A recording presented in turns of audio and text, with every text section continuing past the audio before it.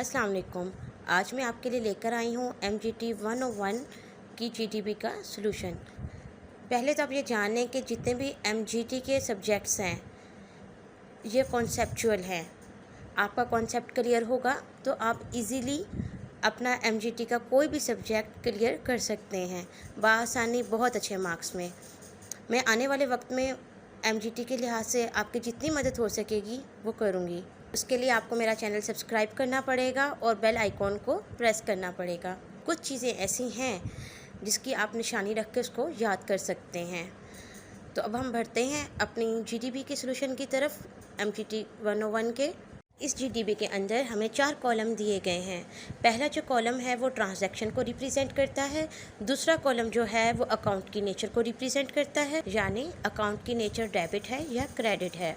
इसके बाद हम applied rule of debit and credit, इनका रूल बताना है कि हमने कौन सा रूल क्रेडिट और डेबिट पे अप्लाई करना है। ट्रांजैक्शन आप सबके सामने है। फर्स्ट वाली जो रेड कलर में है ये हमें एग्जाम्पल के तौर पर दिखाई गई है। इसमें हमें बताया गया है investment of cash 3,50,000 is made business by the owner, यानी ऑनर ने 3,50,000 इन्वेस्टमेंट की है। इसे कैश अकाउंट की जो नेचर है वो डेबिट है। डेबिट का ताल्लुक एसेट से होता है, तो हमारा जो एसेट है वो इंक्रीज़ हो जाएगा, यानी इंक्रीज़ इन एसेट। ये हमें एक एग्जाम्पल के तौर पे दिया गया है। इसी तरह बाकी की ट्रांजैक्शन दी गई हैं, लेकिन उनमें हमने खुद बताना है कि कौन से रूल अप्लाई होंगे, कौन सा क्रेडिट और डेबिट होगा। नंबर 2 पे आ जाएं। Purchase goods of 6 lakh on account, यानी कि जो हमने परचेज़ किया है 6 लाख अकाउंट में, यानी अकाउंट में हमने उधार ख़रीद की हैं, तो जो हमारे अकाउंट की नेचर होगी वो क्रेडिट होगी। क्रेडिट अकाउंट की जो नेचर होती है वो बाय डिफ़ॉल्ट क्रेडिट ही होती है, और जो हमारी लाइबिलिटी होगी वो इंक्रीज़ हो जाएगी, क्योंकि अभी हमने ये पेमेंट करनी होती है। लाइबिलिटी लाइक ज़िम्मेदारी, तो आपकी ज़ाहिर है ज़िम्मेदारी बढ़ जाएगी जब आपने कोई अकाउंट की पेमेंट करनी होगी, क्योंकि हमने उधार पे चीज़ें ली हैं, तो ये हमारी ज़िम्मेदारी होती है कि हम पैसों की अदायगी करें, यानी हमारी लाइबिलिटी इंक्रीज़ हो जाएगी। तो अप्लाई रूल जो आएगा डेबिट एंड क्रेडिट का वो इंक्रीज़ लाइबिलिटी आएगा।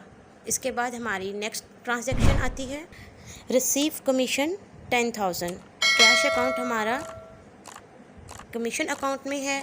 सबसे पहले मैं आपको ये बता दूं कि जो कमीशन होता है वो हमारी इनकम होती है, यानी इनकम में इजाफा जो हम रिसीव करते हैं, यानी जो कमीशन हम रिसीव करते हैं वो क्रेडिट नेचर का अकाउंट होता है। इसमें हम अपना कमीशन रिसीव कर रहे हैं, इसका मतलब है इनकम आ रही है, तो जो हमारा रूल अप्लाई होगा वो इंक्रीज़ इनकम वाला होगा।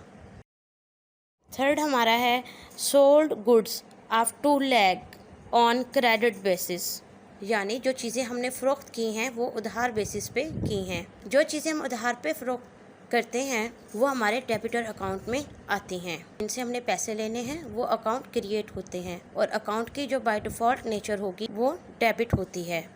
मैंने आपको पहले भी बताया कि जो डेबिट होता है उसका ताल्लुक हमारे एसेट से होता है, तो इस तरह अप्लाइड रूल के अंदर हमारे एसेट्स जो हैं वो इंक्रीज़ हो जाएंगे, यानी इंक्रीज़ एसेट्स। ये चीज़ आप अपने माइंड में रखें, जितने भी डेबिट्स हैं वो हमारे एसेट्स में आते हैं। Good returns from customer for 15,000, इसमें हमने बताना है कि सेल रिटर्न अकाउंट क्या होगा। सेल रिटर्न अकाउंट के अंदर जो चीज़ें रिटर्न हुई हैं तो अकाउंट की जो नेचर होगी वो डेबिट होगी, क्योंकि ये चीज़ें सेल रिटर्न अकाउंट के अंदर वापस आई हैं। इसलिए जो हमारा अप्लाइड रूल हम लगाएंगे वो डिक्रीज़ इनकम आएगा, क्योंकि हमने उनको पैसे भी वापस दिए होंगे, तो इस तरह जो हमारी इनकम है वो कम हो जाएगी। तो ये हमारी MGT 101 की GDP कंप्लीट हो गई है। इतनी डिटेल में बताने का एक ही मकसद है कि इन चीज़ों को आप अपने माइंड में रखें, ये आपके लिए मददगार साबित होंगी आपके एग्ज़ाम के लिए भी, और आपके कॉन्सेप्ट क्लियर होना बहुत ज़रूरी है। Thanks for watching my video. Again एक ही रिक्वेस्ट है, subscribe my channel and press the bell icon button.